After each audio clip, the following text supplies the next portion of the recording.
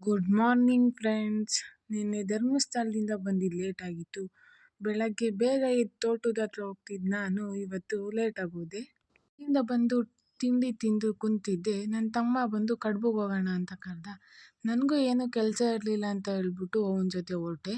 ಆದರೆ ಅವನ ಮಿರರ್ ಪರಿಸ್ಥಿತಿ ಹಿಂಗಾಗ್ಬಿಟ್ಟಿತ್ತು.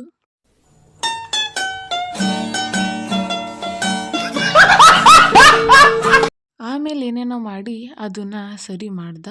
ಇನ್ನೇನು ಸರಿ ಹೋಯ್ತು ಅನ್ನೋ ಅಷ್ಟರೊಳಗಡೆ ಮತ್ತೆ ಅವನೇ ಹಾಳು ಮಾಡ್ದ.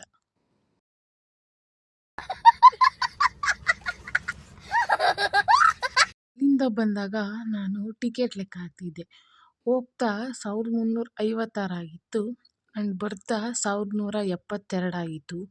ಟೋಟಲ್ 2528 ರೂಪಾಯಿ ಉಳಿಸಿರೋದು. ಅದು ಫ್ರೀ ಬಸ್ ಪ್ರಭಾವ. ಬಟ್ ನಮ್ಮ ಮಾಮ ಅವರೊಬ್ರು ಟಿಕೆಟ್ ತಗೊಂಡಿದ್ದು. ಧರ್ಮಸ್ಥಳದಿಂದ ಬರೋ ಅಷ್ಟರೊಳಗಡೆ ಈ ಹಣ್ಣು ಇಷ್ಟಪ್ಪ ಆಗಿತ್ತು. ಗುಡ್ ನೈಟ್ ಫ್ರೆಂಡ್ಸ್, ಬಾಯ್ ಬಾಯ್.